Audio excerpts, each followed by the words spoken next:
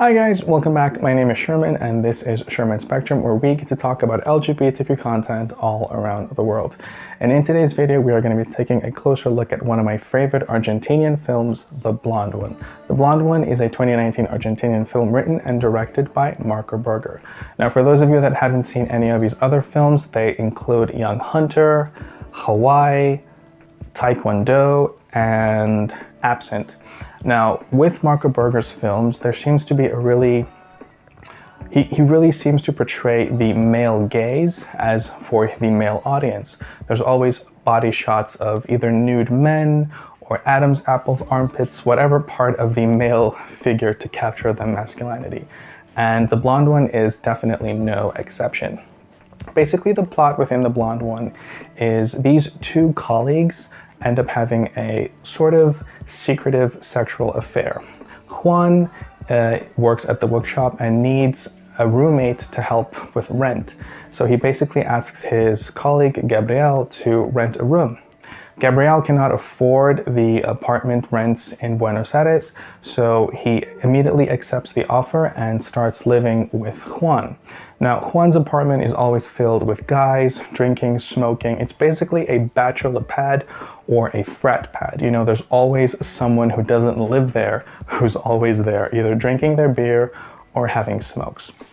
Now, what seems to be a very neutral, straight relationship between the two turns out to be a little bit more sexual as Juan starts to indicate through lingering looks, flirty touches, almost literally touching the groin of Gabriel, almost standing naked in front of his doorway while sleeping with other women, kind of to indicate or show that he's interested. And Gabriel isn't really clueless. He can kind of feel what's going on, but there's never really any conversation that happens between the two. That's also one thing about Marco Berger's films, is that there is very little or no dialogue that happens between the characters. Whenever Juan and Marco are together, they're either just asking these really mundane questions like, would you like a beer? Or I'm gonna go to bed, or I'm gonna get some ice cream, or I'm gonna go for a walk. You know, they never really have full depth conversations until later at the end of the film. So what seems to happen is Juan basically, or should I say Gabriel, kind of gives in to Juan's advances and they kind of start this love affair. But according to Gabriel, who now thinks that he's in a relationship with Juan, begins to realize that Juan is only really using him for, you know, sexual preferences, and as soon as after they've had their encounter, kind of always asks Gabriel to leave and go back to his room. Now, Juan is kind of seeing a girl off and on, and so is Gabriel, or they're both seeing girls, but Gabriel's relationship with his girlfriend is a little bit more strained. They hardly ever see each other or ever talk, and he eventually comes to the conclusion that it's not working out and breaks up with her, where Juan's ex, who he's still sleeping with, eventually comes in and goes as she pleases. Juan basically tells Gabriel that he does not want to come out as gay, as he is not gay, as this sexual relationship that they have is just his way of exploring or having fun, and he does not want people to call him gay. He does not want lingering stares in the shower as he plays football. He does not want to be the other guy, and this kind of hurts Gabriel as we actually start to see him crying. He eventually admits to Juan that when he was younger, when he was still married and his 8-year-old daughter was still very young and his parents were very religious, that he basically felt that it was his fault that his wife passed away, that he was sinning. Seeing as that his parents were religious and so was he, that he eventually began to realize that none of those two equal the same thing. And he admits to Juan from a very young age he's always been attracted to men, but never really knew how to explore it or what it was. And basically, we also kind of get to see, so the one thing about them is that when they are together, we kind of get to see how Juan really does enjoy being with Gabriel. You know, there's always these lingering long kisses, romantic touches, you know, and there's even points where he comes home and kisses Gabriel on the mouth as if it's an ordinary day.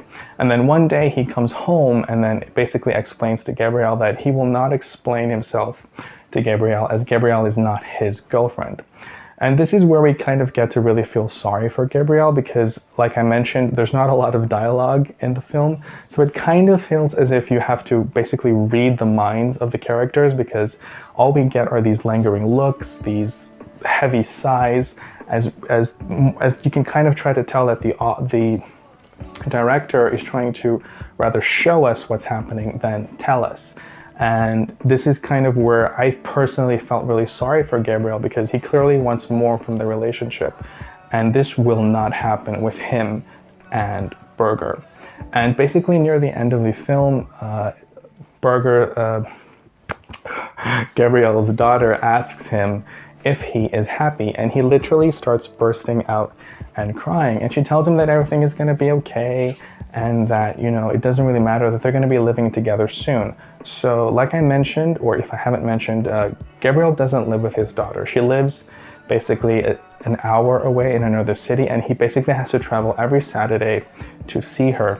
And the whole plan is that his parents are planning on building another room so that he can live with her, which is why he has to basically work another whole city away, basically has to travel up and down to see his daughter.